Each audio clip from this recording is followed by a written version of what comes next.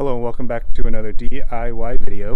Today's segment's going to be a little bit different. I received a few emails just asking me to create a short list of things that I've experienced with the car under my ownership, and of course any type of issues that one should look out for when considering these type of vehicles right here. But before we get started, make sure you hit the subscribe button. Don't forget to give me that thumbs up to help with the YouTube algorithm, and I'll go over my short list here in just a moment.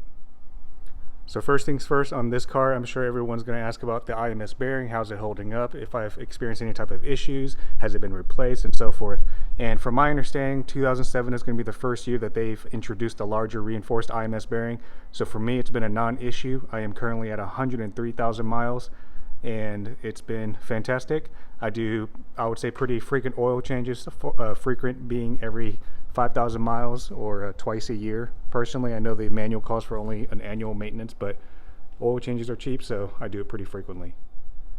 My second item here, I haven't personally replaced it yet because I haven't needed to replace it yet, would be the air and oil separator. I do have one already, just inside on stock on hand, just in case it goes out, but mine has not gone out yet. Third item I replaced, and it's not necessarily a maintenance item, it is a common issue with a lot of the different Cayman variances along with Boxsters and 911s, but the climate control buttons right here, you'll notice that mine look phenomenal and they're in perfect shape. If you follow the channel, you'll know that I did replace both of these already, so that was a must do in my opinion, just to kind of refresh the entire interior of the car, get it looking new again. Alright, so now the fourth item on my Cayman, I would say is probably the more involved DIYs and just projects we've had to do in the past, is going to be refreshing a lot of the overall suspension components. So this is obviously going to include, I've changed all four tires, brake pads, all in all four corners of course, shock absorbers, so I've done the shock absorbers in both in the front, both in the rear, the strut mounts of course, so the top hats right here.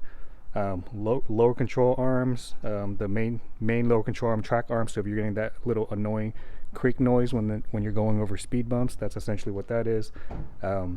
Bushings, so I've done the front sway bar bushings, rear sway bar bushings, a new remanufactured steering rack from a donor car, inner tie rod ends, outer tie rod ends, and of course redid the overall alignment. So I don't think that's necessarily particular or even special to this car. Any vehicle that you get that's going to be a little bit older, you're going to have to refresh a lot of these components anyways. But I will say that's probably going to be the more expensive item so far. So of course we're getting to number 5. 5 is going to be a little bit more broad, I would say.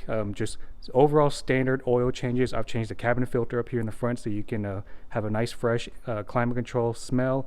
The air box that's right here in the rear under the mid-engine cover, once you pop this hatch, that type of normal maintenance. But again, I don't think that's special to this type of vehicle. A lot of it's just age, overall normal routine maintenance.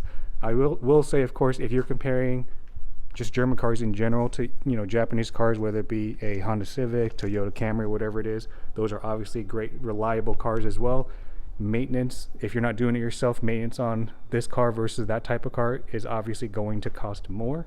I'm not sure if this is exactly what I guess folks were asking me through email, but hopefully it was helpful. If you like the video, make sure you give me that thumbs up to help the YouTube algorithm. Don't forget to subscribe to the channel, and I will see you on the next one. I also forgot to mention, obviously, so right at 103,000 miles, would I recommend this car for a first time luxury car owner? I personally absolutely would. Yes.